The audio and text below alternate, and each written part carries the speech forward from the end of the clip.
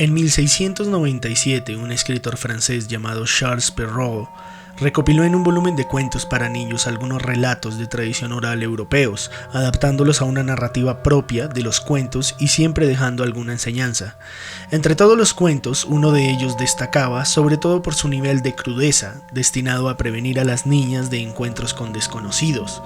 Se trataba del famoso cuento de Caperucita Roja.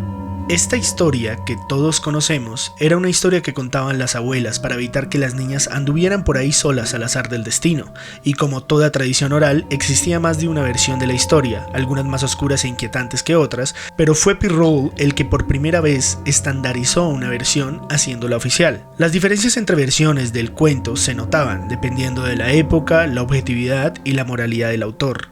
La versión oral, narrada por las abuelas, tendía a exagerarlo todo porque su objetivo era infligir miedos sobre las niñas, intimidar y dejar un punto claro: no hables con desconocidos o mira lo que le puede pasar a tu abuela y a ti. Esa versión exageraba tanto la vaina que en una de ellas, una vez que Caperucita descubría al lobo en la cama de la abuela, este le obligaba a Caperucita a comer carne y sangre de la abuela descuartizada y luego le pedía quitarse la ropa, quemarla y acostarse desnuda con él. La versión de Perrault suprimió mucho de esto, solo permitiendo que Caperucita se acostara desnuda con el lobo. Luego de eso, el lobo se la come y ya. La lección es la misma: no trates con desconocidos o te puede pasar esto, pero sin tanto terror.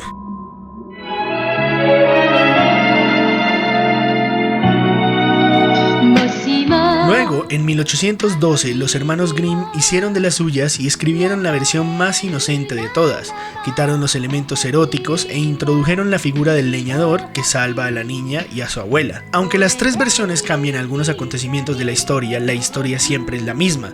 Podríamos contar las tres versiones en el mismo bosque, con la misma casa, los mismos actores y las mismas moralejas. ¿Por qué pasa esto? Por la forma y la estructura en la que se cuenta el cuento. Lo primero es que en las tres versiones siempre hay un narrador en tercera persona que lo está viendo todo. Este narrador cuenta el cuento ajeno a la situación, viéndolo todo desde la perspectiva. No conocemos a los personajes, solo vemos lo que sucede con ellos, y no nos involucramos con los personajes y sus decisiones. Y lo segundo es que todas las versiones siguen la misma estructura: confianza, engaño, tragedia, enseñanza. Entonces tenemos una forma de contar la historia y una estructura de la historia. Estos son los elementos básicos que deben quedar claros en una narración. Sea una novela, un cuento, una fábula, una película, debes saber desde dónde estás contando la historia, quién la está contando y cómo la va a contar. Pero, ¿cómo decidimos eso? ¿Cuál es la mejor forma de contar una historia?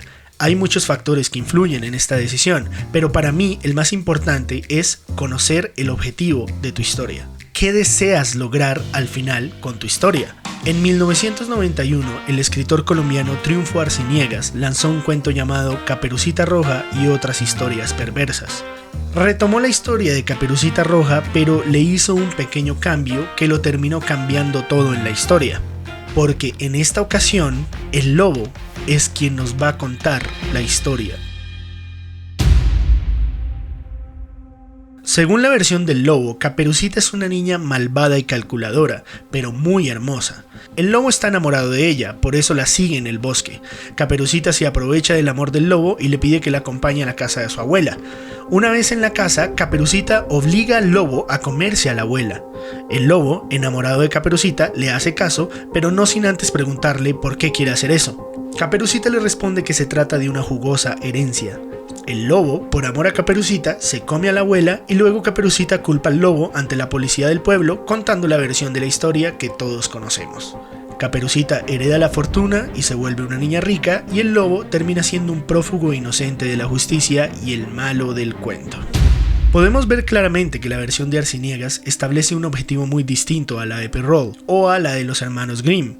Mientras sus antecesores buscaban dar una lección, Arciniegas quiere justicia, quiere que entendamos las motivaciones del lobo y de Caperucita. Cambiar la narración del cuento a primera persona, en este caso al lobo, obliga a que lo que estamos leyendo sea el pensamiento de un ser que siente, entonces agregamos sentimientos a los personajes. Sentimos el amor del lobo y lo que percibe él en Caperucita, que es pura maldad.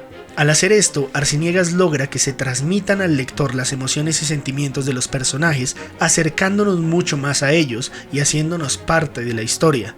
En esta ocasión podemos juzgar la situación, inclusive dudar en que la versión del lobo sea cierta o no.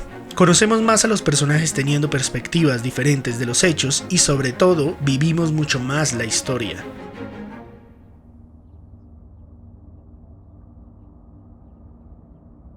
Esta es la isla de Utoya.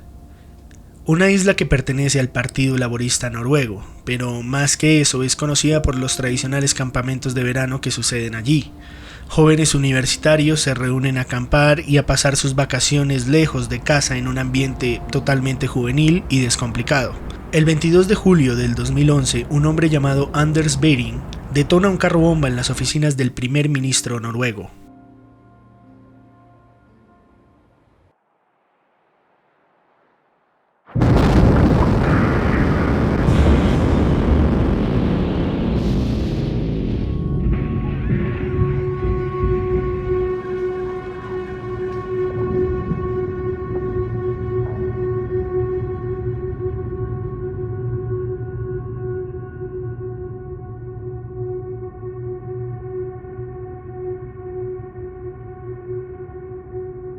Unas horas después, el mismo hombre aparece en la isla Utoya disfrazado de policía. Pide al personal de la isla reunir a los muchachos para hacer un control de seguridad, para luego sacar una pistola y un rifle y empezar a disparar a diestra y siniestra a todo lo que se mueva en la isla. Los muchachos corrían hacia todos lados, escondiéndose detrás de árboles, rocas, en los campamentos, mientras el asesino andaba sigilosamente cazándolos.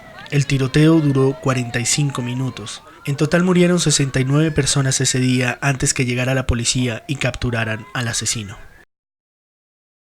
Así como se los acabo de contar, sería la forma en como un reportaje de noticiero les hubiera contado la historia. Detalles básicos, una narración que avanza con fluidez, puntos de giro que captan la atención en la historia, todo muy informativo sin pretender más. Pero así como en Caperucita hay otras versiones. En el 2018 Netflix lanzó una película llamada 22 de julio, dirigida por Paul Greengrass. La película se basa en los atentados de ese día, pero la forma en la que deciden abarcar la historia es la siguiente. En los primeros 15 minutos de película suceden los dos atentados, el carro bomba y el tiroteo en la isla.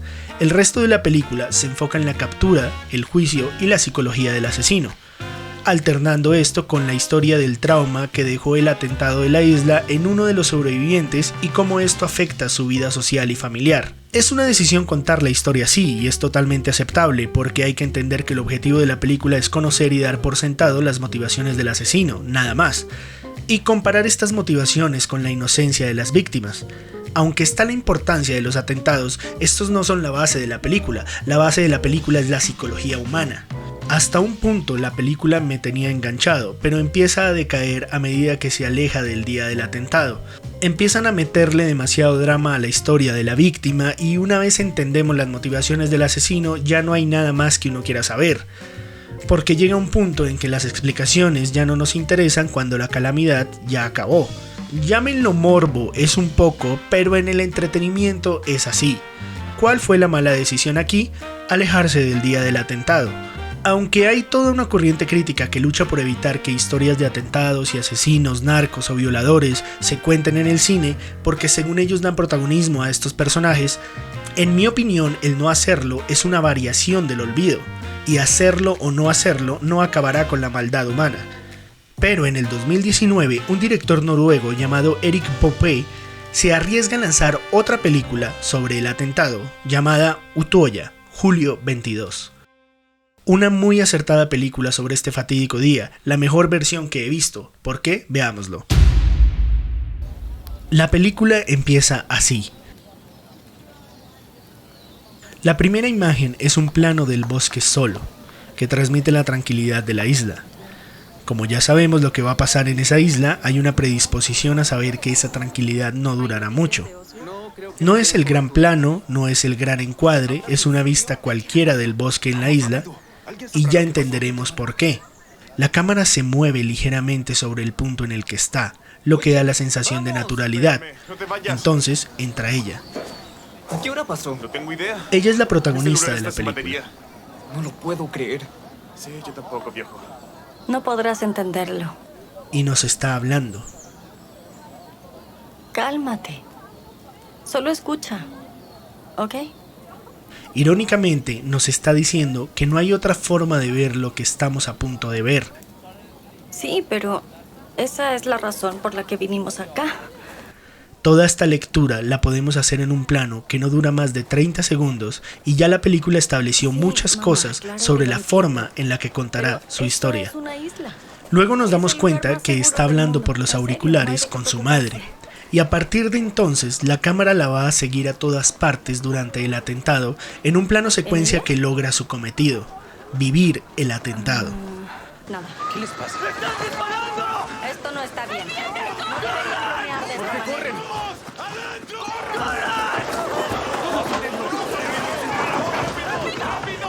A partir de entonces la cámara no cortará nunca durante toda la película.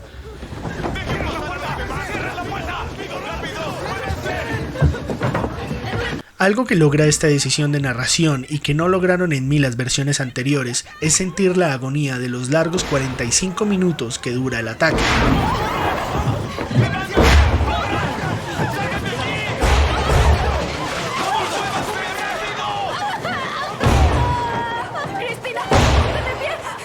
Un dato que se me terminaba olvidando en las versiones anteriores, el plano secuencia y el ponernos en el lugar del atentado desde una cámara subjetiva logra que experimentemos vivamente lo que los jóvenes ese día vivieron. Son 45 minutos agobiantes en donde experimentas sin cortes el terror de morir en cualquier momento, la incertidumbre de no saber dónde está el asesino, el dolor de ver morir gente inocente y la impotencia de no poder hacer más que esconderte en una isla sin salidas.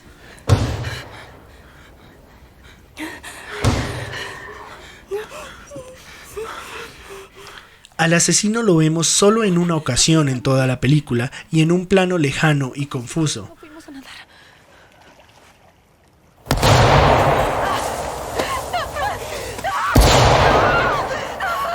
Y eso basta para entender ese personaje, no necesito saber más, porque sus motivaciones están expuestas en la persecución a los chicos. Quiere dejar un punto claro transmitiendo terror, eso es terrorismo.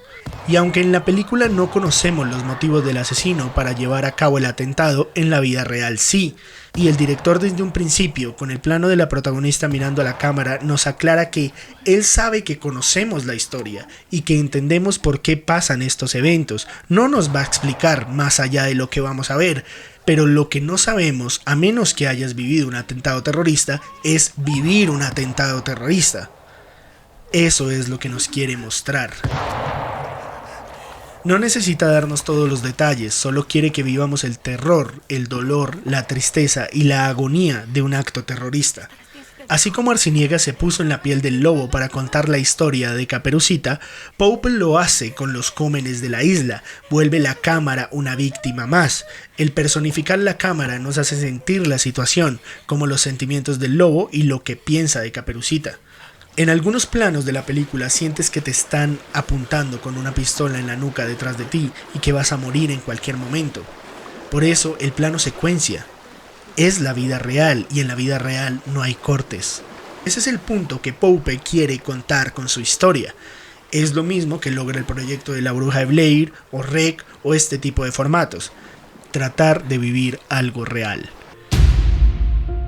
Hay muchísimas maneras de contar una historia, de abordar temáticas y de explicar situaciones. Para saber cómo, lo principal es conocer el objetivo de tu historia, qué quieres contar y dejar por sentado. Hay varios escritores que descubren este objetivo a medida que van escribiendo. Eso es válido, pero así como el objetivo se descubre la voz del texto. De repente te das cuenta que la historia la debe contar el protagonista o un testigo cercano, o un narrador omnisciente. Vas a ver que la voz de tu historia siempre va a necesitar un lugar claro y preciso, el que más se acomode para transmitir correctamente lo que quieres contar. Perrault quería dar una lección a las niñas traviesas, Arciniegas quería escuchar al lobo, Pope quería vivir el atentado. ¿Y tú? ¿Qué historia quieres contar?